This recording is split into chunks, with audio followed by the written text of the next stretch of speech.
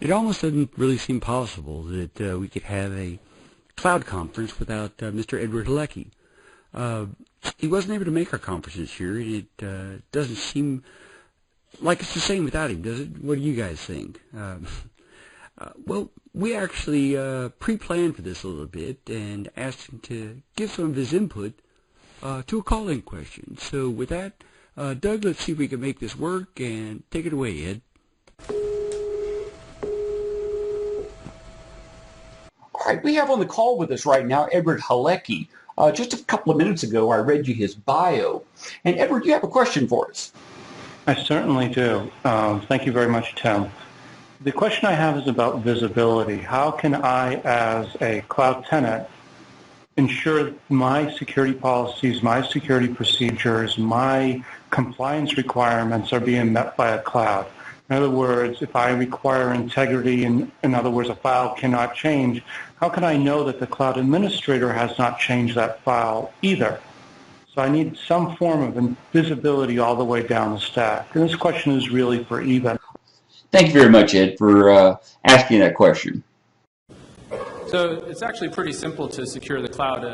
It is take a number of steps, but there are companies doing this.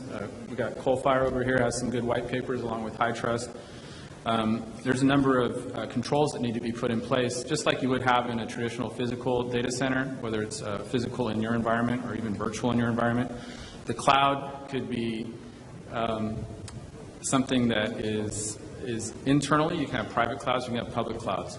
No matter what type of cloud you're using, you're going to need to make sure that those same controls exist. So it can become a lot more complex when a third party gets involved, but you can still do it. So to answer Ed's question about how do I know a cloud administrator hasn't changed my data, you need to have segregation of duties, just like you would have in a normal environment. The cloud administrator should have access to manage the environment, the management environment, but not actually see the data or affect the data in any way.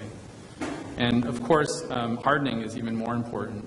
Normally, a lot of companies ignore hardening because they have the M&M security model where they believe that because they have a firewall, that inside the firewall it's safe, and so they don't worry about hardening systems inside their network.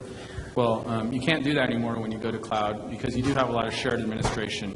So you need to harden everything. And there are good hardening guides out there from the vendors and from industry standard, sort of more non-biased hardening organizations. And the thing to remember is a lot of big companies don't even use firewalls anymore for doing the transactions, whether it's eBay or Intuit, all the big companies that you're doing online cloud-based computing with, Google, for example. You're just going straight to their servers, and they don't have firewalls protecting you. They rely on the identity to be that perimeter. So protecting your password, you've even seen now with Facebook, you can have multi-factor authentication offered for free where it sends you a text message to your cell phone, for example. So there's a lot of things you can do, even with a lot of the free cloud-based services out there, and you need to learn from that if you're running an enterprise or a government organization and leverage those same controls. And I think Joe had a comment that he wanted to make. Yeah, actually, a real question. So being a tester, I've been testing a lot of customers who have moved stuff into cloud and customers who are considering moving into the cloud. And the one thing that I've run into is outside of customers like Rackspace and Amazon, very few cloud providers have a documented process of how testing will be done. That's a good point. So you're trying to help this customer who's moving their service into the cloud or currently has their service in the cloud, or even worse. Because you've got 1 minute, Joe. I think we got the point. Okay. All right.